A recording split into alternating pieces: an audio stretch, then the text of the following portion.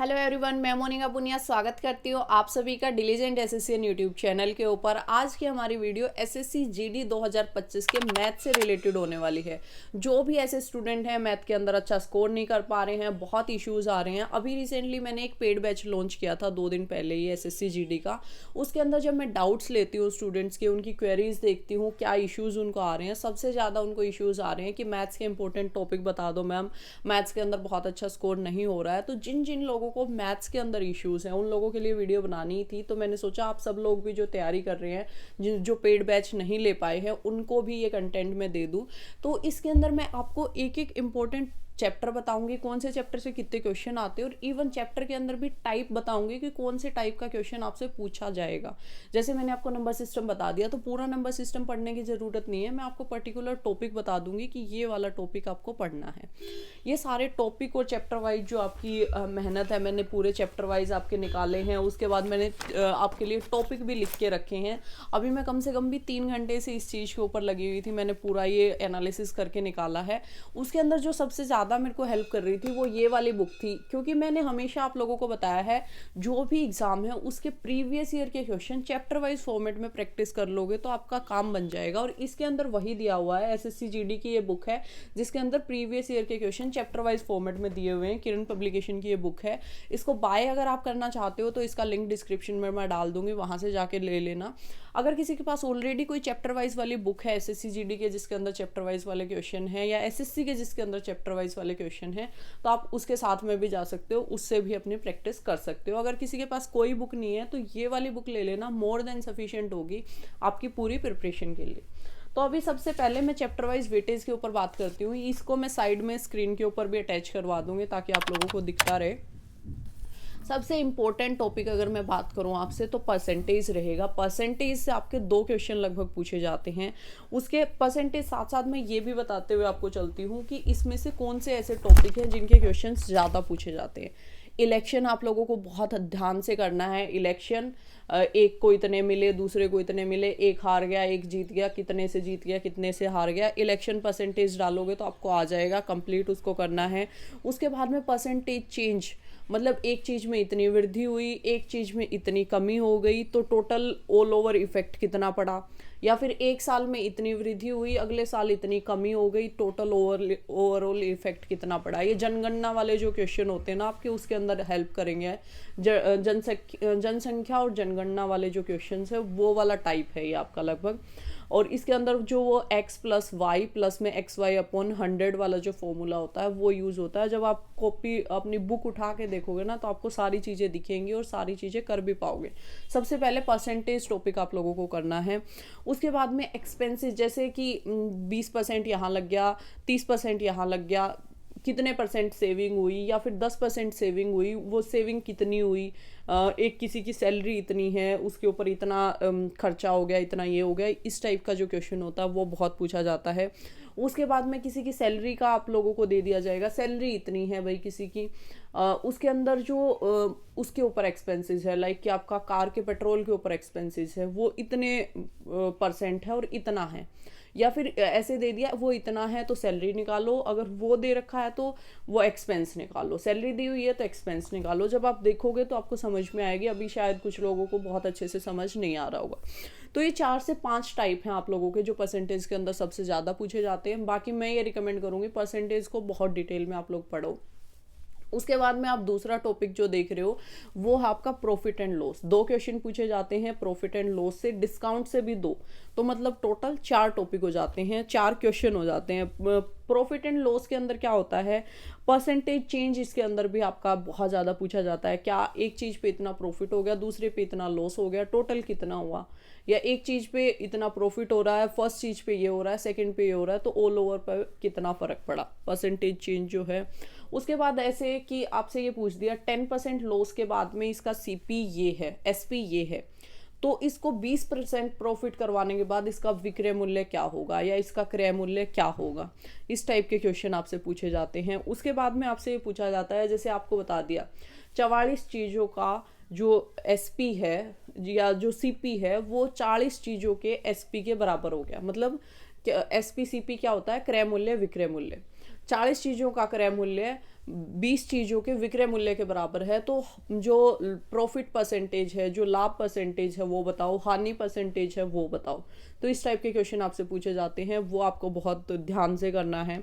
उसके बाद में ये होता है कि दो चीज़ें बेच रहे हैं, एक चीज़ का रेट ये है, दूसरी चीज़ का रेट ये है, उसको इतने परसेंट प्रॉफिट पे बेचा, दूसरी को इतने परसेंट लॉस पे बेचा, ऑल ओवर कितना लॉस हुआ और कितने परसेंट हुआ, दोनों को मिला के। वो क्वेश्चन भी बहुत पूछा जाता है, बहुत अच्छे से उसको करना है।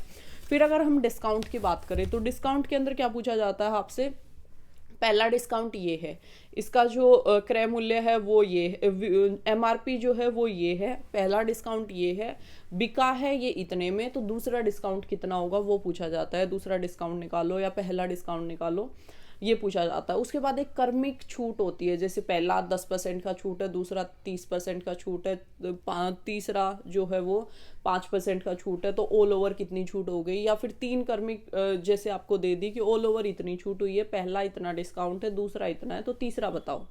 इस टाइप के क्वेश्चन कर्मिक छूट जब आप देखोगे तो बहुत आराम से आपको मिल जाएंगे। उसके बाद में आप लोगों से ऐसे सिंपल क्वेश्चन पूछ लिए जाते हैं कि इसका जो एमआरपी है वो 100 रुपये है, इसके ऊपर 10% की छूट दे दी, तो जो इसका सेलिंग प्राइस है, विक्रय मूल्य है, वो कितना हो गया। इस टाइप के क्वेश्चन आपसे पूछ लिए जाते हैं। इन तीनों टॉपिक को बहुत डिटेल में आप लोगों को करना है और प्रीवियस ईयर क्वेश्चन भी साथ साथ में प्रैक्टिस करने हैं। हाँ, अभी कुछ ऐसे स्टूडेंट्स भी होंगे जिनके ऑलमोस्ट टॉपिक कवर हो रखे होंगे कि लाइक उन्होंने अच्छा खासा जैसे 25-30 के आसपास स्कोर कर रहे होंगे, और अभी कुछ पर्टिकुलर टॉपिक्स के अंदर उनको दिक्कत आ रही होगी। उन लोगों को मैं रिकमेंड करूंगी कि आगे आने वाले 15 दिनों तक कंटिन्यूसली 2 सेक्शनल मॉक टेस्ट लगाओ प्रीवियस ईयर के। 2 sectional mock test previous year के, या तो एसएससी जीडी की एक बुक आती है आपकी, किरण पब्लिकेशन की भी आती है, बाकी किसी की भी आती होगी, जिसके अंदर सोल्ड पेपर होते हैं, या तो आप उससे लगा सकते हो अगर ऑफलाइन फॉर्मेट के अंदर आप लगाना चाहते हो। उस बुक का जो फोटो है वो मैं स्क्रीन पे ऐड कर दूंगी, बाइंग लिंक डिस्क्रिप्शन में रहेगा उसका भी, वहां से जाके देख लेना। या फिर जैसे टेक्स्ट बुक का पास प्रो अगर आपके पास में है, अगर नहीं है तो आप लोग परचेज कर सकते हो, DSSC कूपन कोड लगा देना, एक्स्ट्रा 10 या 12 जो भी करंटली चल रहा होगा उतना डिस्काउंट आप लोगों को मिल जाएगा, और आराम से आप अपने सारे प्रीवियस ईयर के नए पुराने, इवन एसएससी जीडी क्या कोई भी जो ऑल इंडिया में एग्जाम्स हो रहे हैं उनमें से कोई भी अगर आप दे रहे हो तो वो इसके साथ में सोल्व कर पाओगे। उसके अंदर प्रीवियस ईयर का सेक्शनल वाला फॉर्मेट मिलेगा। सेक्शनल वाले फॉर्मेट में से मैथ्स के 2 मॉक टेस्ट डेली लगाने स्टार्ट करने हैं। 2 मॉक टेस्ट डेली लगाओगे तो 15 से 20 दिन के अंदर आप ड्रास्टिक इंप्रूवमेंट देखोगे। इस चीज़ के साथ में आपको एक छोटी सी चीज़ और करनी है, जिनके 25 से 30 के आसपास स्कोर है, कि जो भी क्वेश्चन गलत होता है वो कॉपी के ऊपर नोट कर लेना है। कॉपी के ऊपर नोट कर लेना, और जब भी आप मॉक टेस्ट वगैरह लगाने बैठो तो एक बार उसको थोड़ा सा रिवाइज कर लो, ताकि आपको आराम से वो सारी चीज़ें रिमाइंड रहे। ये सारी चीज़ें अभी मैं रिसेंटली अपने जो ग्रुप है उसके अंदर बता रही हूँ, तो बिल्कुल मेरे को एग्जैक्टली वैसे वैसे याद आ रही है, और एक एक चीज़ें मुझे समझ आ रहा है कि सब लोग किस चीज़ से प्रॉब्लम से फेस कर रहे हैं, तो वो सारी चीज़ें मैं आप लोगों के साथ में डिस्कस करूँ। इसके बाद में जो अपना टॉपिक आ जाता है वो आ जाता है एवरेज का। एवरेज के अंदर आपसे मोस्टली ऐसे पूछा जाता है, जैसे 19 चीज़ों का एवरेज दे दिया, पहली 10 का ये है, लास्ट के 10 का ये है, जो 10th वाली चीज़ है उसका एवरेज बताओ। एक ये टाइप से बहुत क्वेश्चन आता है। दूसरा आपसे ऐसे आता है कि इतना एवरेज था, टीचर का इतना वेट था, क्लास का इतना एवरेज था, स्टूडेंट्स का इतना था, तो टीचर का मतलब क्लास का कितना एवरेज बन गया। या फिर ऐसे पूछ लेते हैं कि टोटल क्लास का इतना एवरेज है, स्टूडेंट्स का इतना है, 20 स्टूडेंट है, एक टीचर है, तो टीचर का वेट बताओ। उसके बाद में एक क्वेश्चन आपसे बनता है कि आप लोगों के जैसे कि पारी होती है, क्रिकेट की पारी, कि उसका एवरेज इतना बन रहा था, उसने लास्ट पारी में इतने रन मार दिए, तो उसका ऑल ओवर एवरेज कितना बढ़ गया, कितना कम हो गया, वो वाला भी बहुत पूछा जाता है, क्रिकेट इनिंग्स वाला, वो भी बहुत अच्छे से देख लेना आप। उसके बाद में रेशियो से बात करें, जैसे सेकंड प्रपोर्शन, थर्ड प्रपोर्शन, एक 2-3 फॉर्मूले हैं रेशियो के अंदर, वो आपको अच्छे से पढ़ने हैं। उसके बाद में कोइंस का आ जाता है कि इतने इतने रेशियो के अंदर ये कोइन डाले गए, ऑल ओवर कितना बना, रेशियो को भी अच्छे से देखना है, क्योंकि 2 क्वेश्चन इससे आते हैं और बहुत छोटा टॉपिक है ये। उसके बाद हम बात करें टाइम एंड वर्क, 2-4 टाइप ही हैं बस इसके, उनको बहुत डिटेल में पढ़ लेना। काफ़ी इंपॉर्टेंट टॉपिक है, लगभग 2 क्वेश्चन इससे पूछे जाते हैं। उसके बाद में अगर हम बात करें टाइम, स्पीड एंड डिस्टेंस की, सिर्फ 1 क्वेश्चन इससे पूछा जाता है। सबसे इंपॉर्टेंट ये है मीटर पर सेकंड से किलोमीटर पर आर में, और किलोमीटर पर आवर से मीटर पर सेकंड में, जो 5/18 और 18/5 गुणा करके निकालते हैं, वो वाला टाइप जरूर से पढ़ लेना। बहुत बार वही वाला टाइप आपका आ जाता है। या फिर एवरेज स्पीड वाला टाइप आपसे पूछ लिया जाता है, एक जाने में इतना था, आने में इतना था, एवरेज स्पीड कितनी होगी, वो वाला क्वेश्चन भी आप काफ़ी अच्छे से पढ़ लेना। ये लगभग 2 टाइप से ही ज़्यादा क्वेश्चन इससे पूछे जाते हैं। उसके बाद अगर हम नंबर सिस्टम की बात करें, जो एडवांस वाले हैं उनका बिल्कुल सटीक मैं आप लोगों को बता दूंगी, और उससे ज़्यादा कुछ भी करने की ज़रूरत नहीं होगी, वहीं से आपके जो क्वेश्चन है वो बन जाएंगे। जो नंबर सिस्टम है, नंबर सिस्टम में ऑलमोस्ट आपसे जो पूछा जाता है, रिमाइंडर थ्योरम पूछी जाती है। रिमाइंडर थ्योरम आप इसके ऊपर डालोगे, यूट्यूब के ऊपर आपको मिल जाएगी। उसके बाद डिविजिबिलिटी रूल पूछा जाता है, कहीं पे भी ए बी डाल देंगे, 7 से डिवाइड, उसे 9 से डिवाइड कर रहे हैं या 12 से डिवाइड कर रहे हैं, तो या 11 का डिविजिबिलिटी, 9 और 11 का मैक्सिमम पूछा जाता है। तो डिविजिबिलिटी पढ़ लेना और रिमाइंडर थ्योरम पढ़ लेना, लगभग इन 2 टॉपिक से ही क्वेश्चन आपके पूछे जाते हैं। उसके बाद अगर हम बात करें आपका एलसीएम एंड एचसीएफ, कभी कभार क्वेश्चन आ जाता है, कभी आ भी जाता है और कभी नहीं भी आता।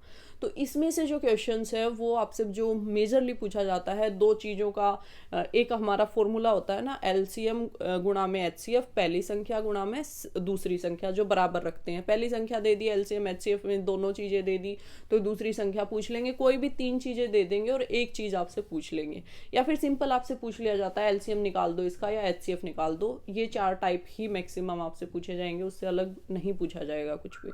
सिंप्लीफिकेशन की बात करें तो बोर्ड मास बस आपको लगाना आना चाहिए। इसका एक ही सिंपल फॉर्मूला है कि जितनी मैक्सिमम से मैक्सिमम आप प्रैक्टिस कर सकते हो उतनी कर लो। 3 क्वेश्चंस आते हैं और पेपर में फंसते हैं क्वेश्चन। आप सोच रहे होगे गुणा भाग ये तो है, मैं कर दूंगा, लेकिन पेपर में मैं आज आपको सच्चाई बता रही हूँ, फंसते हैं क्वेश्चन। और कहीं ऐसा ना हो कि आपका भी पेपर में क्वेश्चन फंसे और उस टाइम आपको ये याद आए कि हाँ मैडम ने उस टाइम पे कहा था, अगर हम कर लेते तो बहुत अच्छा होता।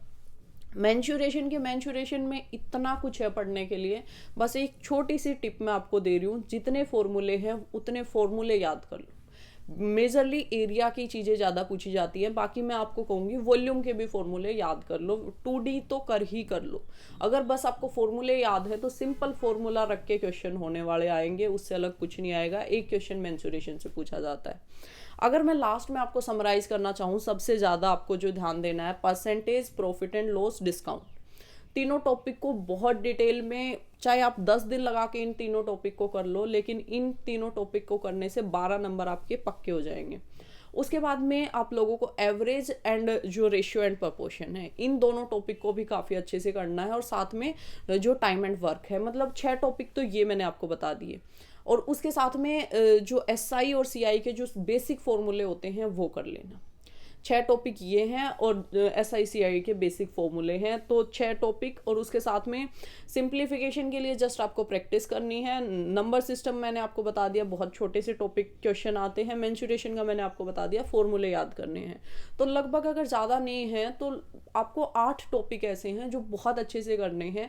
1-2 टॉपिक अगर आप छोड़ भी दोगे तो कुछ बहुत बड़ी बात नहीं होने वाली है। 40 दिन आप लोगों के पास में बचे हुए हैं। 8 टॉपिक अगर मैं कह रही हूँ आप लोगों को करने हैं, पर टॉपिक 5 दिन का टाइम है आप लोगों के पास में। और अगर आपके लेट शिफ्ट में पेपर हुआ तो और ज़्यादा टाइम आप लोगों को मिल जाएगा।